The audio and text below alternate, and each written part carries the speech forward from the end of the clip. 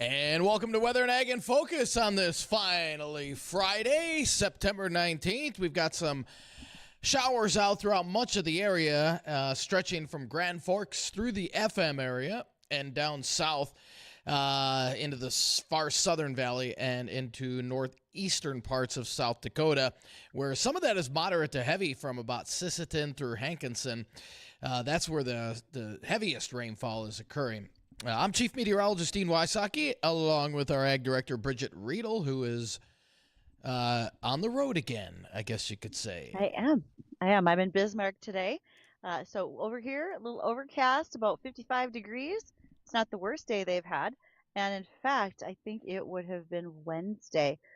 There was reports of about a nice slow inch of rain over here, which was better than the hard packing 3 inches of rain that did some minor flooding in the area. Yeah, no doubt. In fact, if you want to see how much rain has fallen over your area, I put an article up earlier. Log on to WDAYradionow.com and click on that weather link, and you'll see that article. And I'll tell you what, some pretty impressive rainfall totals from Griggs County through Sargent. I'll give you a few examples. Cooperstown picking up a little over 2 inches. Daisy a little over 2. Fingal picking up 2 inches. Milner picking up almost 2.5 inches. Rutland areas picking up 2 inches. Now, in and around the FM area, we've picked up about a half inch to 3/4 of an inch in general. There's been some areas out just to the west of the valley, Prosper, Leonard, those areas picking up about an inch of rain, so a little bit more. The further north you go up towards Grand Forks, picking up about 1/3 of an inch. If you go down south, towards Wolverton, picking up about 3/4 of an inch to 8/10 of an inch. You go out into areas around DL, Ottertail County, those areas picking up about a half inch. And there's more rain on radar, and gives of rain pressed through the area as we head out throughout the rest of the day. Not looking at anything heavy except the far southern valley. And when we do see the waves of rain kind of taper off, that'll be replaced by drizzle. And we're not expecting a whole lot of additional rainfall in the FM area. Maybe up to 1/4 inch, if that. But in the far southern valley, again, Hankinson towards Sisseton, those areas, even as far west as Gwinner, maybe the Lisbon area, those areas could pick up an additional 1/4 to half inch of rain through today and into tonight. Now, tonight, the rain should start to become a little more widely isolated, but that will also be replaced by drizzle and fog. We could see some areas of dense fog developing as we head towards morning, as we drop off into the upper 50s. And Saturday, we'll start off with some fog in the morning, a little drizzle, and then we'll see a break in the action as we head into the afternoon. But then more showers come in on the backside of this storm system as we head into Saturday evening, with highs in the mid to upper 60s with light winds on Saturday. Sunday, we'll start off the morning with the possibility of a little fog, but then as we head throughout the day, we'll see improving conditions with a little bit of sunshine by afternoon and highs in the low to mid 70s. Sunday, definitely the pick day of the weekend.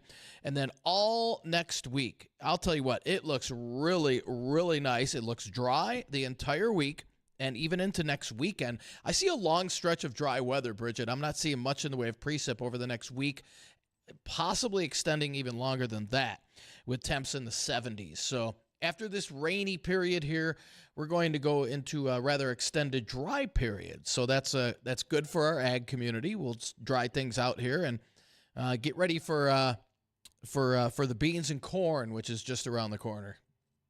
Oh, sugar beets. Let's not forget that. Oh, forgot. Yeah, we can't forget our sugar beet friends. Yeah, Sorry. and we're currently in the midst of some dry edible bean harvest as well. So excited to see how crop is coming out of the field, looking better. And again, we just continue to keep our fingers crossed to see what changes as far as price rally for any of our commodity products later this fall. Right. Now, go ahead, Bridgette. Go ahead. Well, I was gonna play a surprise trivia and give away a rain gauge. We can either do that now, or we can wait until you want to wait till the end of the show to do it? Let's wait till the end of the show to do it. Totally fine. And when I think about doing those rain gauges right now, I want to remind people to please send us your weather that comes along with it. If you receive one of our rain gauges, we want to know what you are getting for rainfall or even snowfall. And you can send us those totals at our emails, ag or weather@flagfamily.com. you can always reach us on the JLA Insurance phone line, 701-293-9000.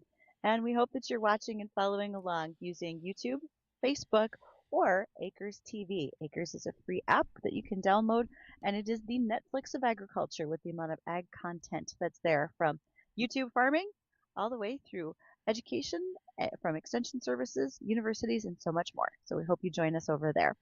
Yeah. Um, And, one, and, go ahead. I like to say, Bridgette, and we pass those rainfall totals along to the National Weather Service, and that really helps them out a lot. It really does. So we appreciate anybody that wins these rain gauges to help us out, no doubt. We really do. And when we think about the dry weather that could be coming, dry feet, we talk about that. You got to keep your socks dry. That was a rule when you were in the military, but also I think about it when I look at different crops. I just say, sunflowers don't like wet feet.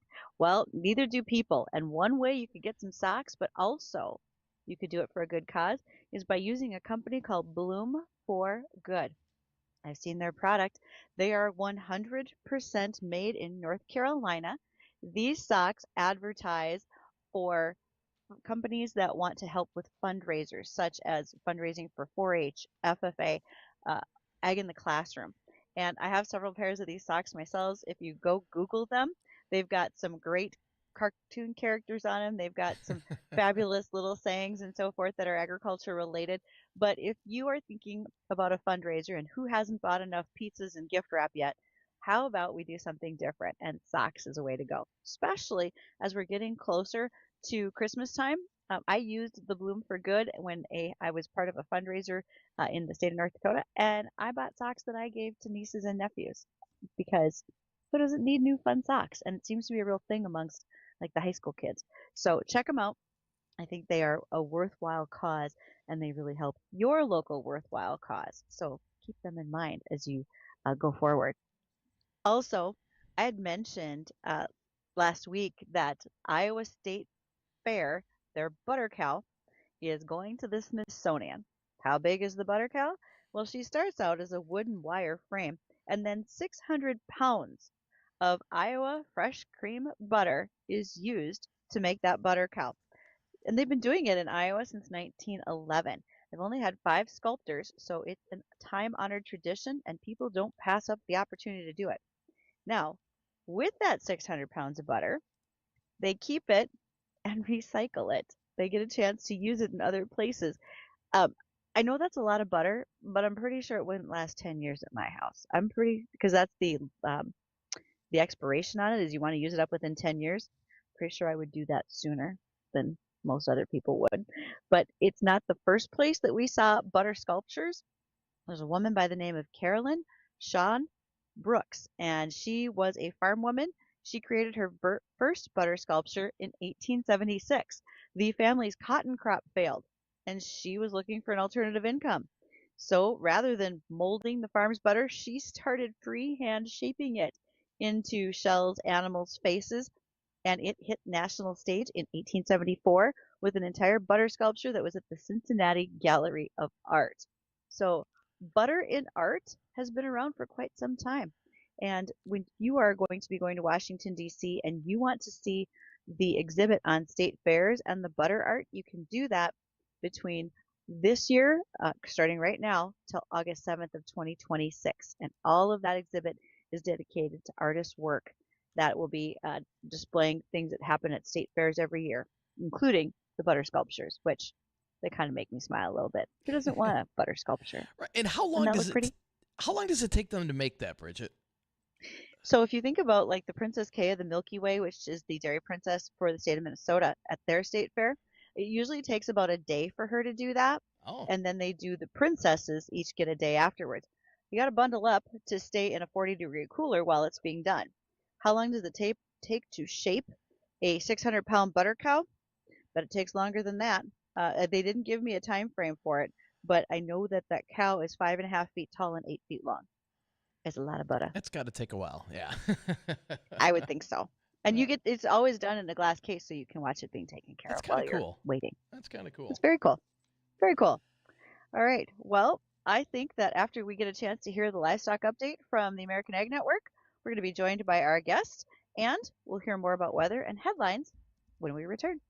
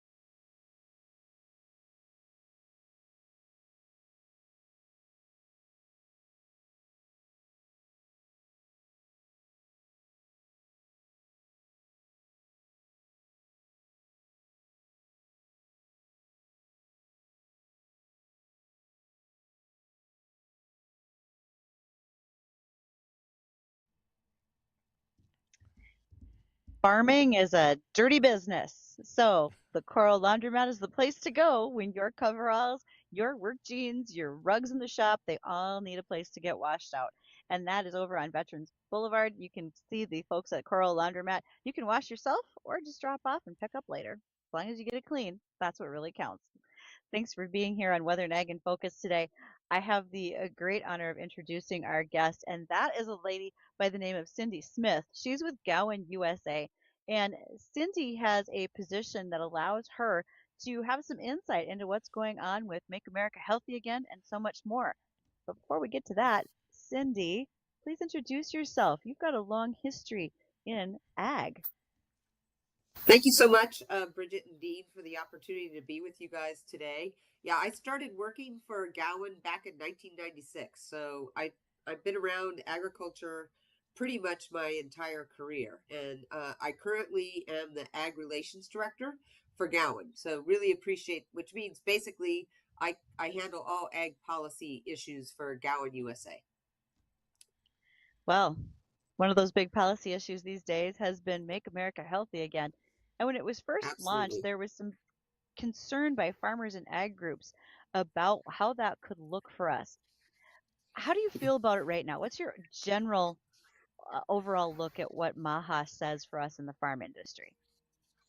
Yeah, I think right now I feel much better than I felt when this all started. And it started back in February with an executive order from President Trump. And it was a commission that was created to look at chronic health issues for children in the United States. And there are a lot of things in this Make America Healthy Again initiative that we would all support in agriculture, like children and all of us should eat more fresh fruits and vegetables and whole grains.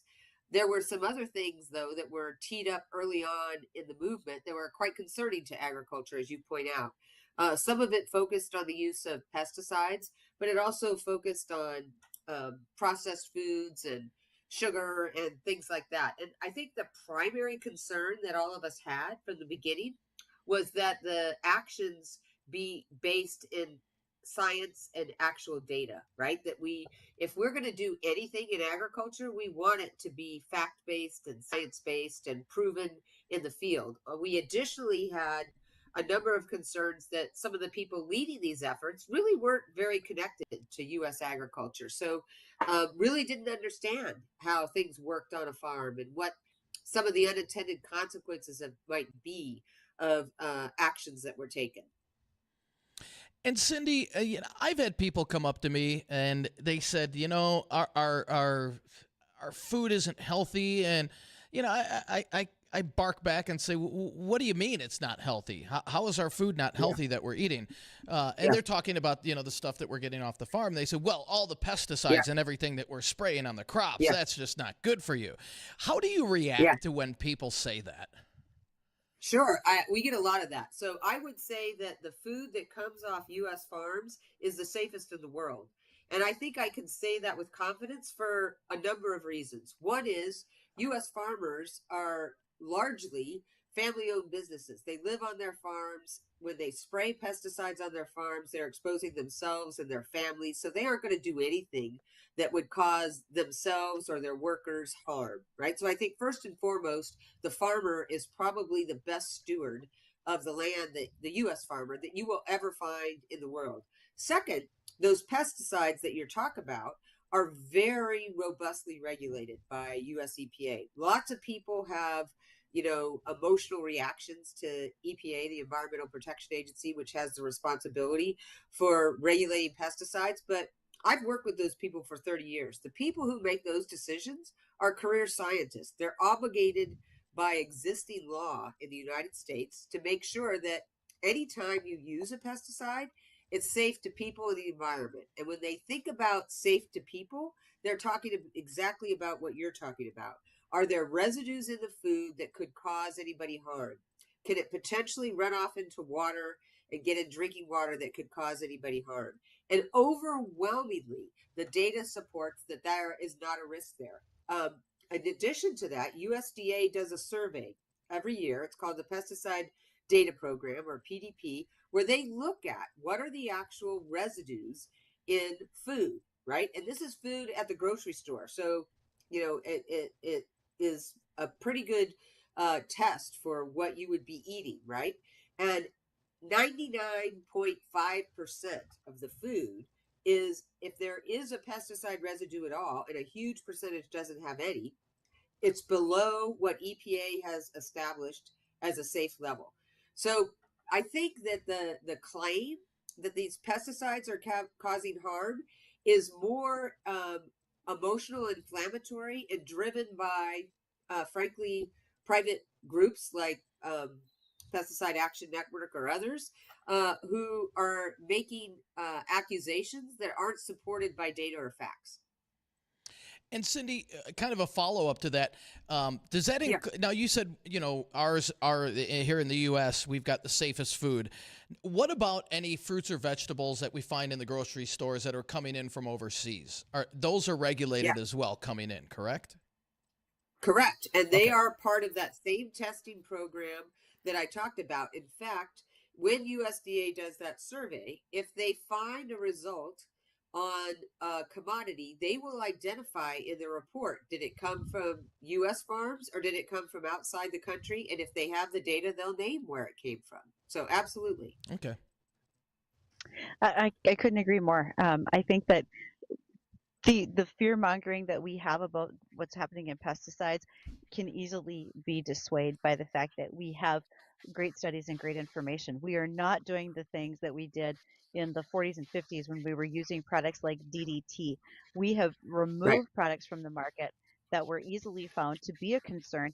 And also, our pesticide use rates have dropped overall because of cultural practice, improvement in Yeah. efficiency in the modes of action that we use, and including our equipment. So Cindy is spot on.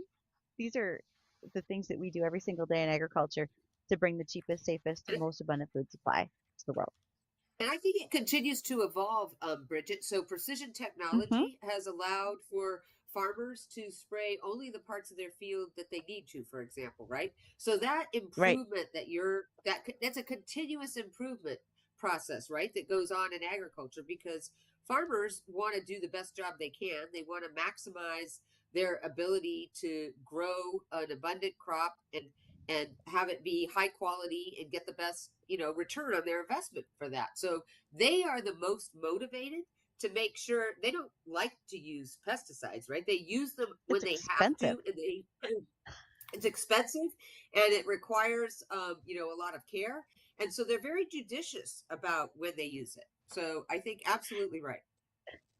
Our guest today is Cindy Smith, and she is with Gowan USA, extremely well connected to what's happening in Washington when it comes to policy regarding the Make America Healthy Again report. And we want to continue to visit with that after our bottom of the hour news. For those who have questions they'd like to ask, please join us on the JLA Insurance phone line, 701-293-9000, and we'll be right back.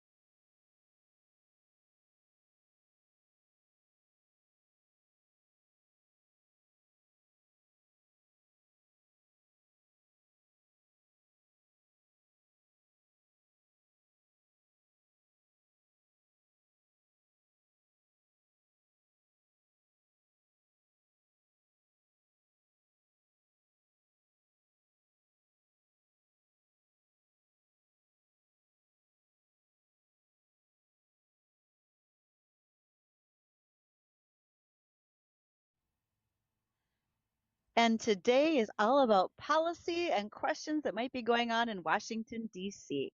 Our guest today is Cindy Smith. She's with Gowan USA. And all right, Cindy, when it comes to this Make America Healthier report, what we saw in the first draft made us nervous. What we see in the second draft is an improvement. Are there some highlights in that report for ag that you want to make sure people think about and realize, therefore, our benefit, that they are good for our industry?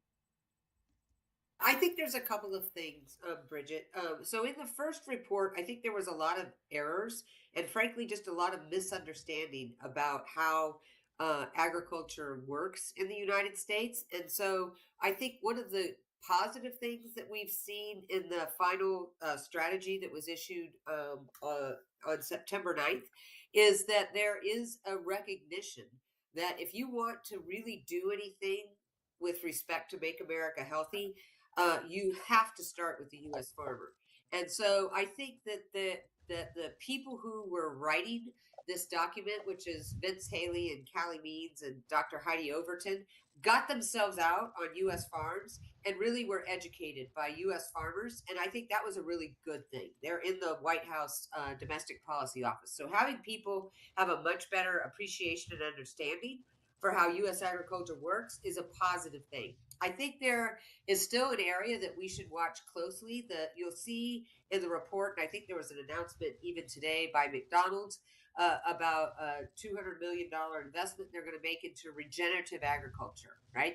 So regenerative agriculture has been discussed for a lot of years. I don't know that there's one definition that exists for regenerative agriculture. And so I think that's an area that farmers are going to have to continue to watch as this effort goes forward. But I think one of the key messages that we tried to deliver over the last 6 months is that if you want to do anything policy related to actually change the way that our food is grown, then you got to have farmers at the table, right? They have to have a seat there so they can tell you why they do the things they do and what's implementable and what's not and what are the consequences of making those changes. So I think it's improved dramatically, but there are still a couple areas that we should pay attention to and stay engaged on.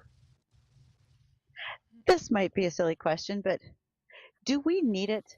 Do we need a Made America Healthy Again report? Does it give us really any Yeah. different guidance than good common sense we should all have to begin with? Yeah, that's a great question, Bridget. And so I think maybe what this, so there are certain, there within any movement, and we should not misunderstand this is a movement. It's not a one time action, right? This is a movement. We'll continue to see action at the state level around this. There's a number of states that have passed MAHA bills. Most of them focus on school lunches and changing things in school lunches and other screen time for kids and other things related to kids, but this nexus of a number of different things going on at once is potentially positive but also a big watch out, right? So I think that what I hope it has done is raise some awareness about why we should have some confidence in U.S. agriculture and why, if your goal, which is a laudable goal, is to have people eat more fresh fruits, vegetables, and whole grains, then U.S. agriculture is what can deliver that and has Right. consistently delivered that and will continue to deliver that. So, did we need it? I'm not sure. But if out of this we can show why we should be really proud of our U.S. agricultural system, why it is the best in the world, and why it does continue to provide the most abundant, safe, and affordable food, then that may be a positive. A lot of what you deal with is in the agronomy business. You're looking for a overall pest control, weeds, disease, etc. Yeah. Did you have a lot to do with what was happening in animal agriculture with livestock, or have you witnessed that and what's going on for animal agriculture in the MAHA report? Yeah, so I don't have direct experience there, and I haven't weighed in a lot there, and so I really don't think I should answer too many questions about that. And there definitely has been some focus on things like milk and Yeah, and sure. ironically, even in these White House discussions, they are really about processed food, and I think they have some misunderstandings about processed food as well. But when they talk about livestock and consuming of livestock, it's a little bit all over the board, right? I mean, I think if you asked some of them what would your ideal meal be, it would be a steak and some vegetables, and Yeah. and so so if you're on the Atkins diet still, if anybody remembers that, great. Yeah. But there are a whole lot of reasons why we need some other things from other food groups, right? And we shouldn't. My point when I talk to them is you shouldn't be disparaging anything that comes off a U.S. farm, right? Because it is grown to the safest standards in the world, and I would even say farther than that, because the people who are growing it care about it, right? They eat it themselves. They're in a community that they Mhm. care about, and so what was really troubling to me early on was this notion that our food isn't safe. It's very safe. When you think about the questions that have been asked of you when you're in Washington, what's probably the most common that folks have continually brought up over and over again that you've managed to enlighten the person who is asking? I think the one we universally get asked is, do farmers really need to use pesticides? I think for Hmm. people who have no connection to agriculture, they really have bought into this, that they're unnecessary, right? They don't have a Hmm. concept of, because they've gone to the store and they can buy whatever food they want at terrific quality for a reasonable price for decades. So they don't have an understanding of what taking away pesticides would do to yields and quality and cost, right, of food. And so I think that's the most common question I get is, are pesticides really necessary? Or are they just used, kind of prophylactically? Right. And like you said, there's so many reasons why we do that. And I Yeah, think the word pesticide itself has this very bad connotation to it. It sounds like this big, right, bad, ugly thing. But the reality right, is that can be as simple as preventing a fungus from destroying a crop. It can be right, very preventative and helpful in what we're doing. And we've been using these products for many years, for decades. So right, really, right. we're just, like you said, we're just getting better at it, is really the big deal. I think the other misconception is a lot of these policy people think that food that's grown organically doesn't use pesticides. And so, what I Correct. have said to them in these meetings is, it absolutely does use pesticides. There are pesticides that are approved for that use, right? And oh, Hmm. by the way, approved by the same scientists at EPA that approve the conventional or non organic pesticides. And it has to meet the same legal safety standard in the law.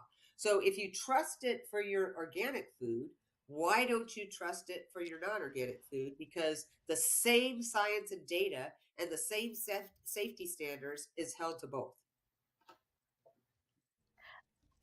I don't think we can reiterate that point enough. Because you Yeah, buy something that says organic does not necessarily mean it was raised without some sort of a pesticide. And I've watched pesticides that were raised, or excuse me, that were built synthetically, and those that were yeah, grown naturally occurring. yeah, So it could be either yeah, way if you don't know. One yeah. other thing I don't think folks recognize the expense of that industry. And correct me if I still have my figures right, because these might be a little bit old. But generally speaking, from the time of a product discovery until it reaches the marketplace, and that's when a scientist first figures out that this thing could help with a pest, it's a 10-year process. And with all of the costs for regulatory, it's probably about $350 million before you sell your first bit of product. Yeah. So I think the number is a little bit higher. You're right in the ballpark. It's 350 to 400 million, because it depends on, how many uses are you going for, right?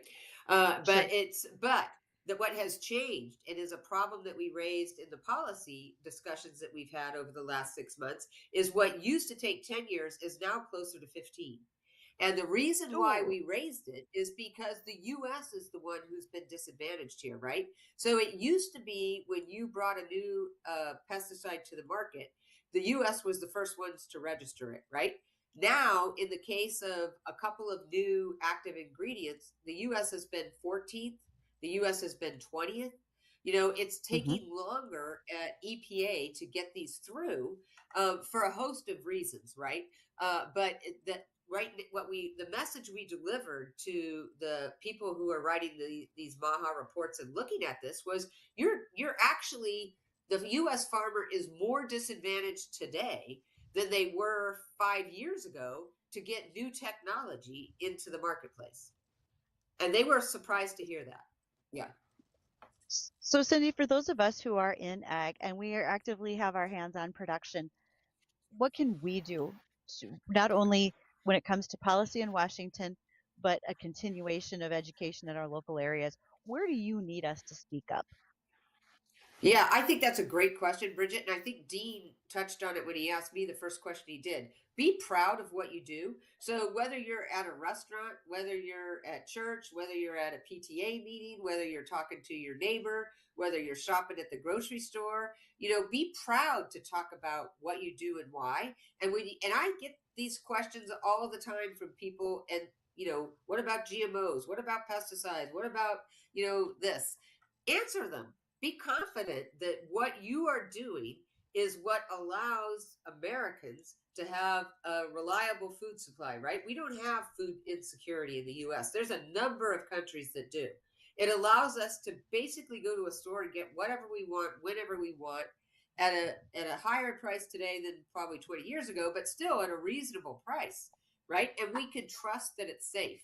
It's that we should be proud of what we're doing in agriculture, and there's a number of us that contribute to that from all different sources. So I would say talk about it whenever any opportunity arises, and be proud of it. Don't be afraid of it. Cindy, thank you. I really appreciate you taking the Yep. time to join us. I know your schedule is pretty packed with travel, but again, Cindy Smith with Gowan USA has been able to join us today. And where can folks go learn more about Gowan, if you would, Cindy? You can go to Gowan's website, www.gowan.com. We're a family-owned U.S. business, international headquarters in Arizona, U.S. headquarters in Overland Park, Kansas. So Google Gowan Company and we'll come right up. I really appreciate the opportunity, Bridgette and Dean, and really appreciate all the support you guys give agriculture. Thank you. Thank you, and thanks for the products that you provide up here. Things like Domark, Badge SC, Sonolan, as well as Vita, and so many more. Thank you, Cindy. Thank you. Thank you Have so a much, great Cindy. day. Enjoy your weekend. Have a great Yeah. weekend. And it's going to be a rainy weekend, at least going into tonight and into early tomorrow. We'll detail the forecast, and we're going to have a surprise Friday weather trivia question for you to win a rain gauge. We'll have more on that coming up right after the break.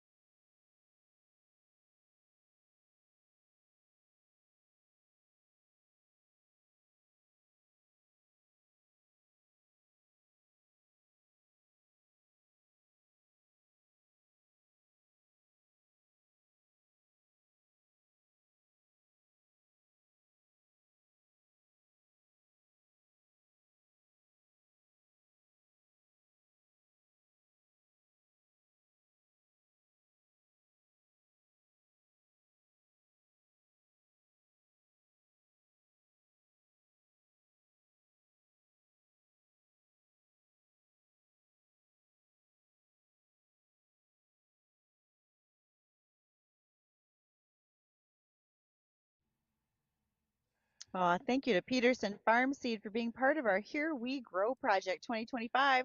That quality seed that was raised by the Yulins has already been harvested and taken in to be checked to be used for seed wheat next year. Excited to have them on board with us. Don't forget that this September is Suicide Awareness Month, and we are spending extra time talking about suicide in the farm community, but also anxiety and depression, and hoping that we can stave off things after the diagnosis of anxiety and depression. Thank you to Prairie St. John, Valley Christian Counseling, Gowan USA, and Maple River Grain and Agronomy for being sponsors for that. And lastly, from me, don't forget, especially if you are a first aid responder in this area, nominate yourself or others for the chance to do a meet and greet with Lee Bryce at Shields Arena on September 27th. A first responder will be selected thanks to Schmidt's Gems and Shields Arena for being a part of this. And we ask that you do that registration online at WDAYradionow.com. We'll be selecting that person next week, September 24th. And boy, what a great honor for whoever wins that. Meet and greet with Lee Bryce. Oh, that's awesome. That's awesome. I hope Lee Bryce is impressed with the quality of first responders we have here. I'm sure he will be. Well, we've got a few minutes left here, and we've got a couple extra rain gauges. And I decided, you know what? It's Friday. It's raining. What a better day to give away a rain gauge. So we're going to have a little extra weather trivia. Here we go. 701-293-9000 if you know the answer. There's one state in the United States that has no type of drought conditions whatsoever. What state are we talking about? 701-293-9000. There's every state. I know. I bet you. Now, are you sure? Yes, I am sure. This might be a trick question. Sent to me yesterday. Okay. There's one state in the country that has zero drought conditions. So every state except one has some type of drought conditions, but there's one that doesn't. What state is it? 701-293-9000 to win one of our heavy-duty Darter plastic rain gauges. Just a hint, it's Ontario. I'm kidding. It's Quebec. Right. Again, one state in the country that doesn't have any drought conditions. All right, we're going to take these calls cold. Caller on line one. Caller, what's your name? Lynn. Lynn. Hey, Lynn, what's your guess? Hawaii. It is not Hawaii. Good guess, though. Good guess. All right, let's take line two. Line two, caller, what's your name, please? Barb. Barb, what's your guess? Alaska. No, close, though. Alaska only has a very small chunk of the state. But caller, you're on line three here. What's your name? Dan. Dan, what's your guess? Washington? No. Boy, we've got some good guesses here. All right, we're going to go to this caller. Caller, what's your name and your guess? Hello, it's Justin. Is it Florida? It's not Florida. That's a good guess because a lot of times Florida is without drought conditions. All right, caller, what's your name and what's your guess? Mary. Alaska. No, Mary, it's not Alaska. I thought somebody would have this by now, Bridgette, but there's some good guesses. Alaska and Florida. Those are two good guesses. Caller, what's your name and what is your guess on there's one state in our country without any drought conditions whatsoever. What state is it? Hello, caller. Can I get your name? 3, 2, 1, and goodbye. All right. Caller, can I get your name and your guess? Should I give a hint, Dean? Idaho. No, it's not Idaho. Let's hold off, Bridgette. Let's see. Okay. I've got really good ideas. I know you do. All right, caller, what is your name and what is your guess? Wade and Louisiana. No, Wade, that's not. Okay, Bridgette. All right, Bridgette, you want to give a hint? It's within a 5-state area of where we are. Okay, there we go. Caller, what is your name and what's your guess? Lynn. Oregon. Oregon? Yeah. It is not Oregon. All right. Caller, what's your name and what's your guess? This is Justin again. Justin? Is it North Dakota? Bingo! Yeah, it All was, right. and I think Bridgette mentioned. Did you mention this yesterday, Bridgette? I don't think I did, but I got it sent to me, and I know that this is the first time we have been considered drought-free since 2022. Yeah. I mean, nobody in the state. Now, the second closest was Wisconsin. Wisconsin has a very small sliver in the north central part of the state. So, well, congratulations. We're going to put you on hold. Our director extraordinaire, Addison, is going to take down your information. Wonderful. Excellent. Thank you. All right. Have a great weekend. So, yeah, there we go. So, I saw an article on that, and I had to go to the Drought Monitor Index just to make sure, because I thought we're the only state in the country without any drought conditions. And like I said, Wisconsin is a very close second. They have very minimal drought conditions there. But, yeah, no drought conditions at all across the state. And you said the first time since 22, Bridgette? Yeah, 22. Yep. All right. Well, there you go. Hope everybody has a semi-dry weekend. We still have more rain on tap for the rest of today and into tonight. So go out and have yourself a safe and wonderful weekend. But don't go anywhere. The Jay Thomas Show is coming up next.